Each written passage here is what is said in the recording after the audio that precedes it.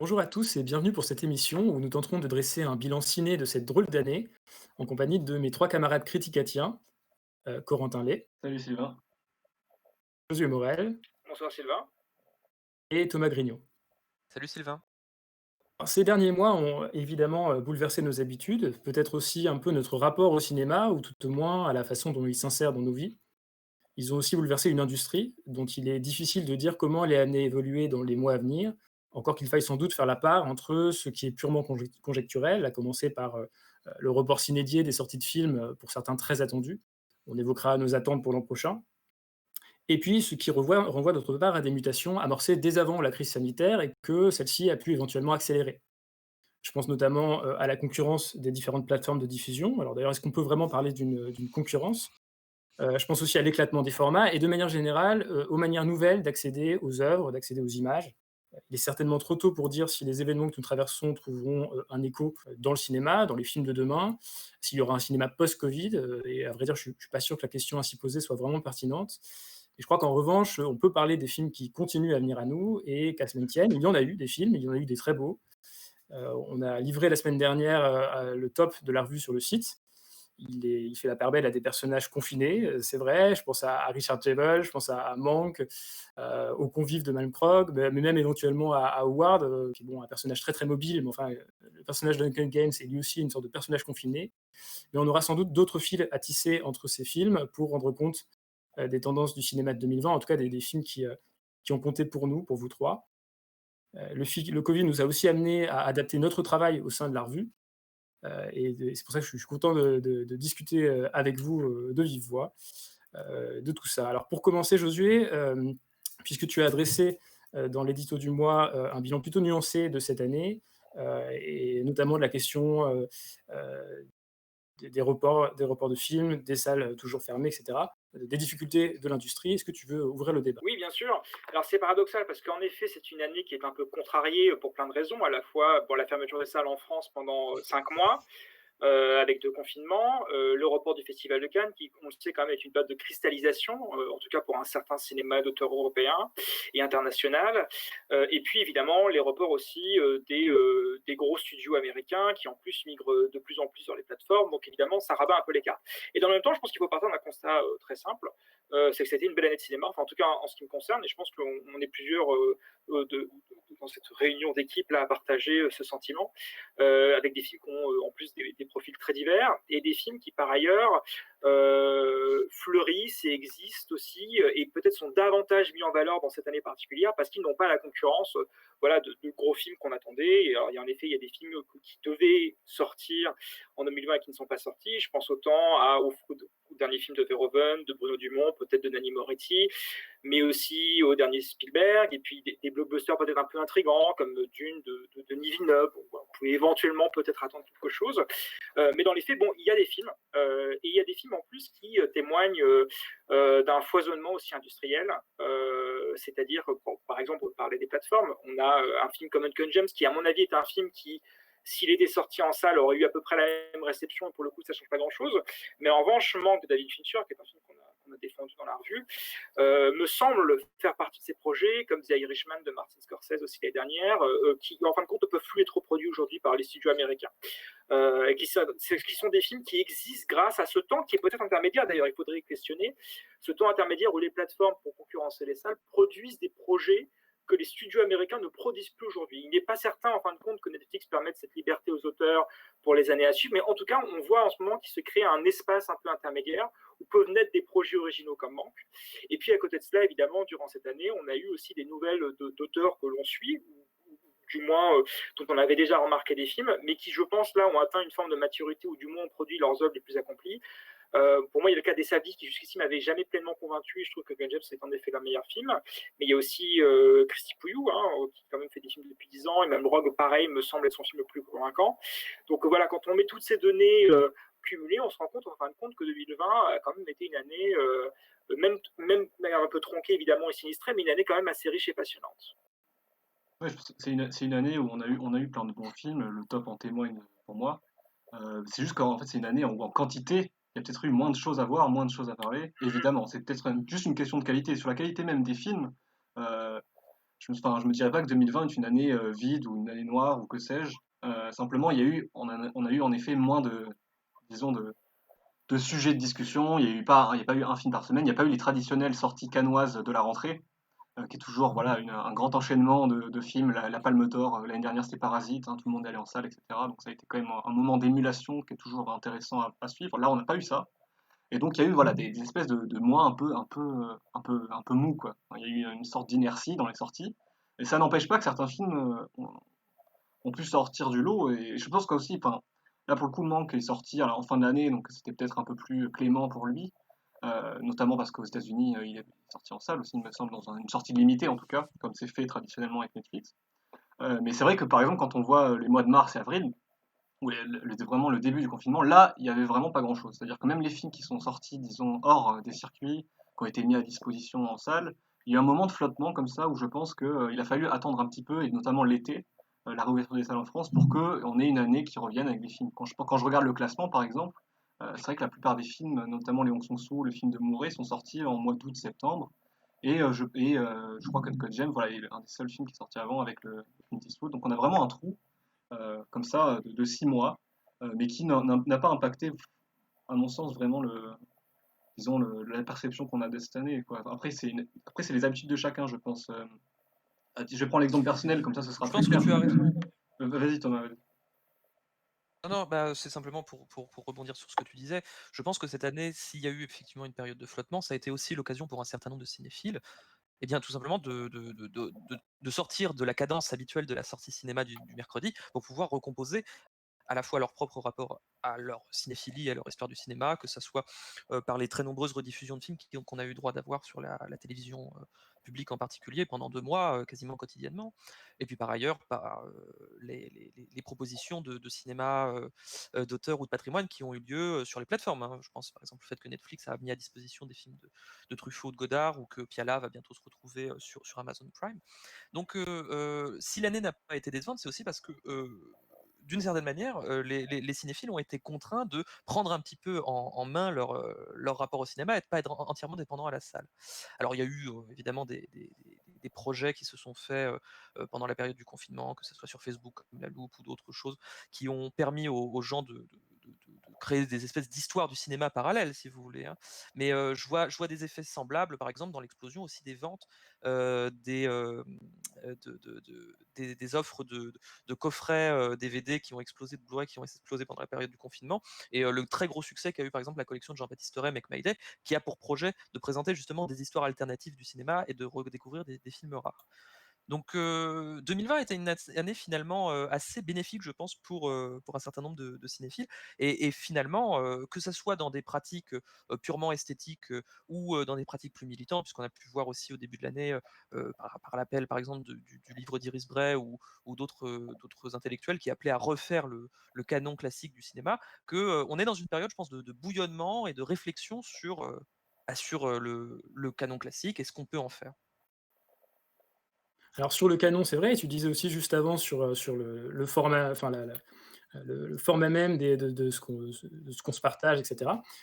Et je pense qu'en fait, ça permet de faire le lien entre le conjoncturel et quelque chose de structurel, en tout cas heu, de plus ancien, qui ne date pas seulement du Covid, qui est la question du décloisonnement, en fait, des œuvres. C'est-à-dire qu'il y a plus simplement, bon, effectivement, on l'a dit, le cinéma n'est plus le lieu privilégié et unique, de la découverte des œuvres, aussi par le fait que de nouveaux formats permettent des œuvres plus mutantes avec et donc aussi des choses plus radicales. Tu disais, Josué, que les plateformes permettaient de produire des choses qui ne seraient peut-être plus produites aujourd'hui dans les salles. Ou de les diffuser, Et oui. en même Ou de diffuser des ou œuvres qui ne sont pas forcément produites, mais en tout cas, je pense au court-métrage de David Lynch, par exemple, voilà, qui ne trouverait pas son chemin en salle de manière normale et que du coup, on a pu découvrir sur Netflix. Ou il Qui serait l'aurait mis plutôt sur un sa film chaîne YouTube aussi, mais d'install dans tous les cas, ouais. voilà, qui aurait été un film soit diffusé gratuitement en ligne, soit qui aurait été un film vu dans une installation ou voilà, ou dans une exposition.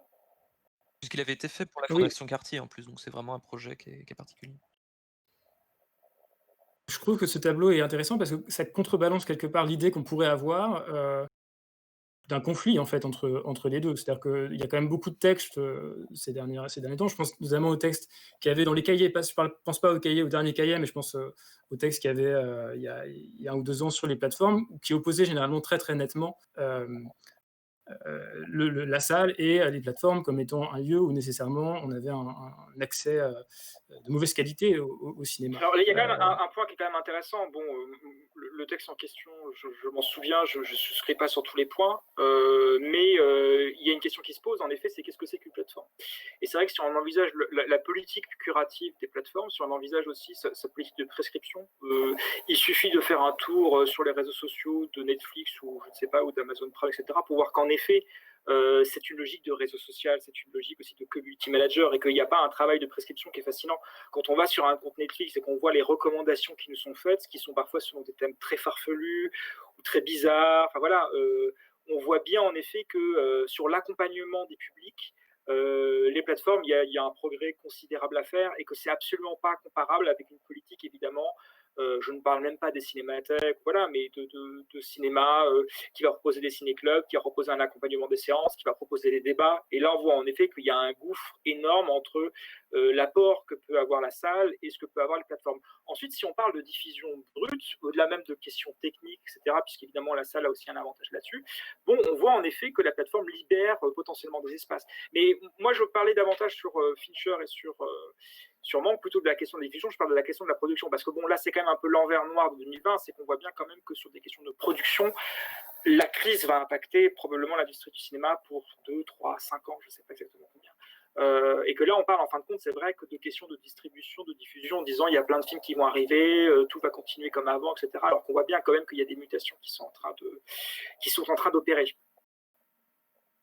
Oui, je pense que, enfin, on parlait de ça, j'allais parler de ça tout à l'heure, mais en fait, c'est une année où on a bien voulu, je pense, opposer un état normal, entre guillemets, de la vie des gens et dans lequel la salle faisait partie et le cinéma en tant que voilà, sortie culturelle de la semaine faisait partie et le temps du confinement où d'un coup tout s'arrête et c'est la catastrophe. Et c'est ça, enfin, ce qui est assez intéressant, c'est que, enfin, je vais prendre mon cas personnel, mais j'ai pas grandi en allant à la salle toutes les semaines. J'ai un peu comme, j'ai grandi, enfin, j'ai appris la cinéphilie comme si j'étais confiné, quoi, dans ma chambre avec des fichiers, quoi. On va pas, voilà. Mais je pense qu'en fait, du coup, l'un n'empêche pas l'autre et que de toute façon, c'est pour ça aussi que ce qui est intéressant quand on voit le modèle américain de la sortie en salle avec les couplés aux sorties euh, sur des services de VOD, donc les sorties de Netflix et en salle, je pense qu'il y a quelque chose à interroger là-dessus au niveau bah, après, c'est des questions législatives, donc je ne vais pas détailler là-dessus, mais on voit bien que la chronologie des médias est face à, disons, à une espèce d'urgence, et on voit bien que les cinémas disons, ont du mal à, je pense aux petits cinémas évidemment, qui ont du mal à passer la crise. Il y a des questions qui vont se poser, je pense, quand on sera réellement sorti, parce que là c'est pas le cas, qui vont amener peut-être, enfin en tout cas peut-être à une considération autre des plateformes. Comme tu disais, Josué, il y a quand même un travail curatif à faire là-dessus. Mais justement, en fait, il y a peut-être justement une complémentarité à avoir au niveau, à la fois avoir la curation qu'on peut avoir en salle, ou que peut faire la presse aussi, que le rôle à jouer qu'a la critique là-dedans, et disons l'accessibilité à tous les publics de ce que c'est que de mettre un film en ligne, c'est-à-dire qu'on habite à la campagne, on va pas voir Malmkrog, on va pas voir City Hall au cinéma du coin, quoi. C'est ça qui est toujours un peu compliqué. Oui, et puis par ailleurs, il y a quand même une question intéressante aussi, c'est celle de l'hybridation des formats qui ne remonte pas aujourd'hui, mais on a beaucoup cité le cas de Marvel, qui en effet pour la franchise Avengers va se diviser entre films et séries, mais on voit aussi que c'est quelque chose qui touche aussi le cinéma d'auteur le plus exigeant. Alors, on en parle beaucoup, moi je ne l'ai pas encore vu parce qu'elle n'est pas encore accessible également en France, mais qui est l'espèce de série, l'assemblage de films Small Axe de Steve McQueen, qui je crois est composé de 5 films. Mais récemment, on a eu aussi Senses d'Amaguchi, pareil, qui a été vendu de manière très bizarre aussi par les salles comme la première série au cinéma. Mais voilà, on est sur cette hybridation-là. Et puis par ailleurs, il y a des films d'auteurs qu'on a eu l'occasion de voir en festival ces dernières années, qu'on a beaucoup apprécié, et qui ne trouvent pas la salle, soit parce qu'ils sont compliqués à exploiter. Je pense par exemple au Vitalina Varela de Pedro Costa qui va bientôt être sorti par Subvivance, ou aussi, bon alors là, ça commence à devenir une arlésienne, le cas de Make to My Love Intermezzo de Keshish, qui est un film un peu insortable pour plein de raisons, mais aussi celle de sa durée, c'est aussi de sa radicalité, par rapport aussi aux chiffres mitigés de Make to My Love. Donc on est dans un moment où on voit qu'à tous les niveaux, le cinéma déborde, d'une part.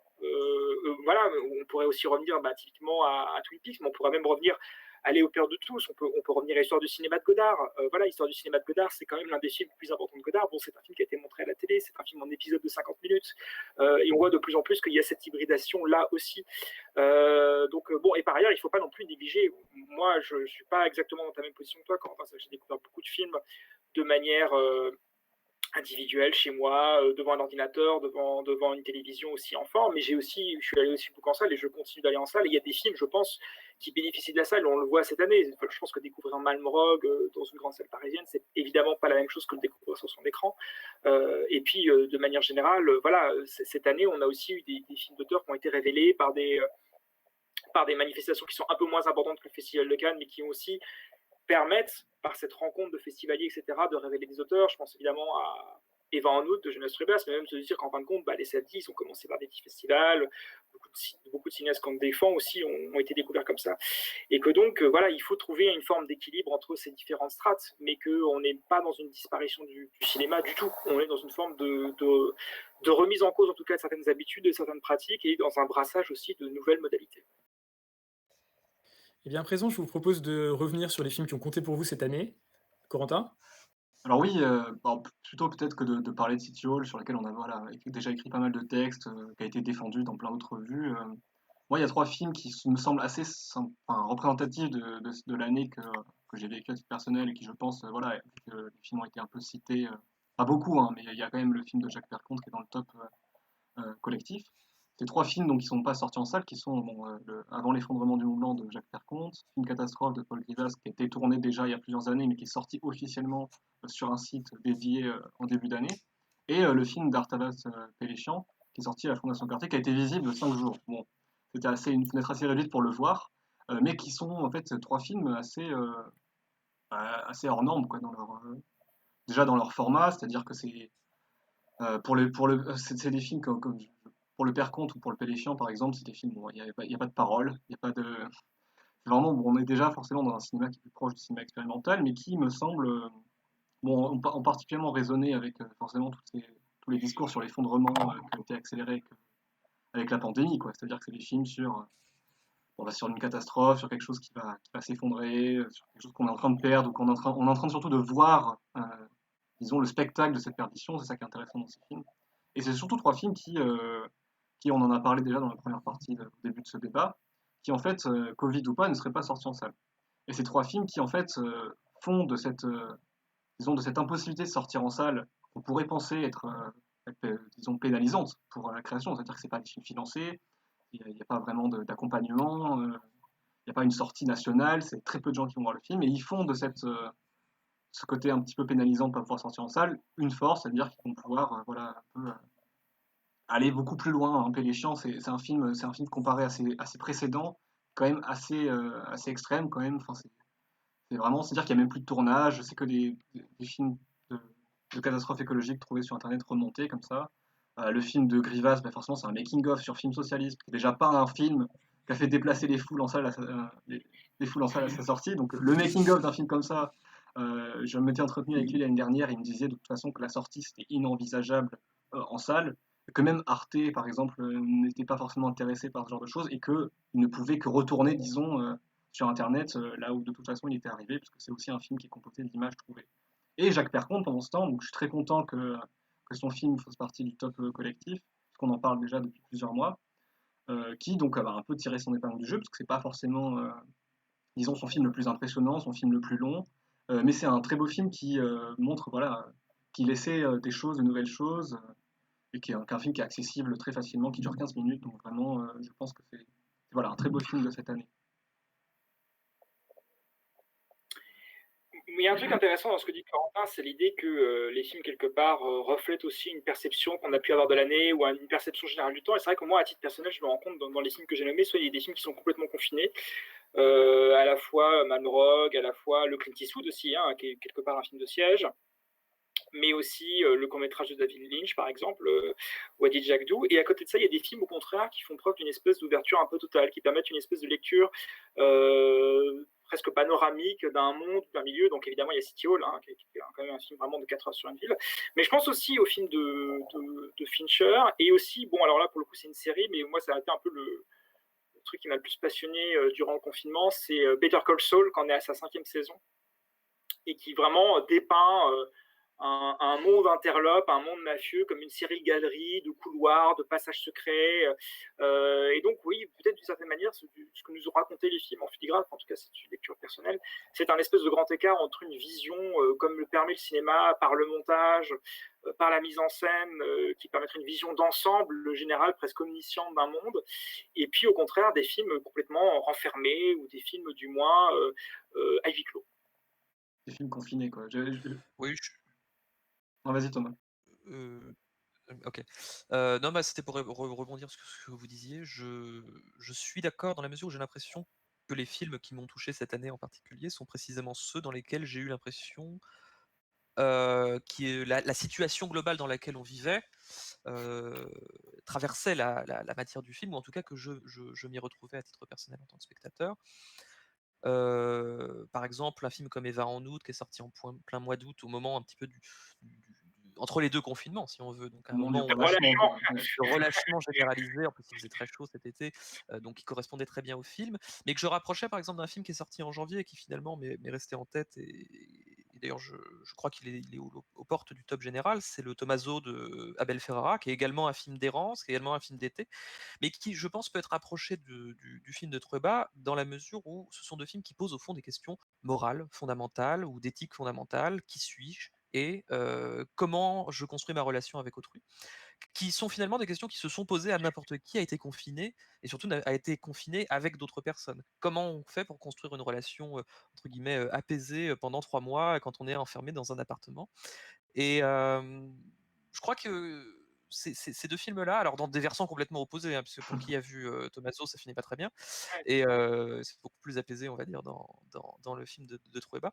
Mais je crois qu'il y a quelque chose de l'ordre d'un balancement ou d'une dialectique entre une espèce de torpeur qui a vraiment pas été du tout la sensation qui a habité, je pense, les Français pendant les longs mois de confinement, et en même temps des interrogations sur j'allais dire le vivre ensemble, c'est pas le meilleur terme possible, mais mais en tout C'est cas, rare, zen du vivre ensemble, oui, c'est vrai que c'est un peu. voilà, mais en tout cas des questionnements sur les conditions de possibilité de la relation à autrui, et sur la recherche du moi comme condition de possibilité à la relation à l'autre.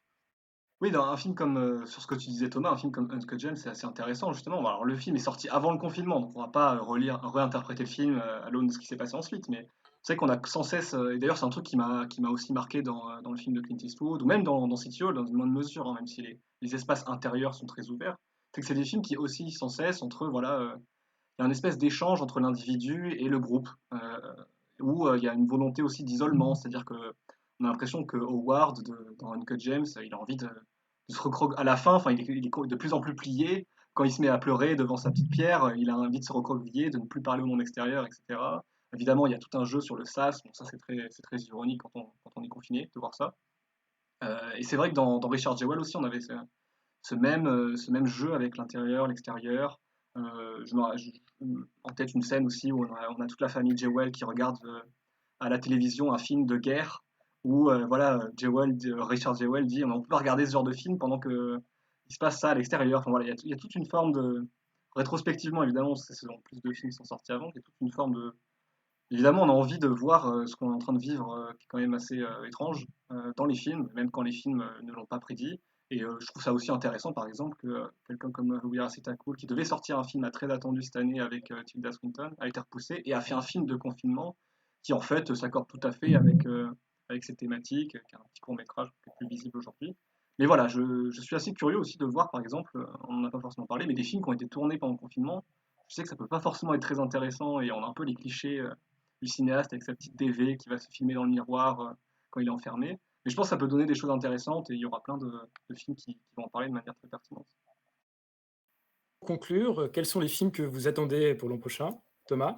Alors moi, j'attends 2 films en particulier. Tout d'abord, le dernier film de Kiyoshi Kurosawa qui s'appelle Les Amants sacrifiés, qui a eu un prix à Venise, si mes souvenirs sont bons. Et puis un cinéaste qu'on apprécie beaucoup dans la revue, M. Night Shyamalan, qui va sortir Old, normalement au milieu de l'année prochaine. Oui, moi pareil, j'attends 2 films, en particulier, enfin j'en attends plus que ça, mais ces 2 films-là en particulier ressortent. D'une part, film qui devait sortir en fin d'année, le West Side Story de Steven Spielberg. Très curieux quand même de ce remake du classique de Robert Wise, pour moi que je ne trouve pas être un très grand film. Et aussi, je trouve ça intéressant parce que, d'une part, Scorsese ou Coppola ont fait un peu leur film musical, hein, et c'est pas forcément les plus réussis, comme New York, New York ou Cotton Club.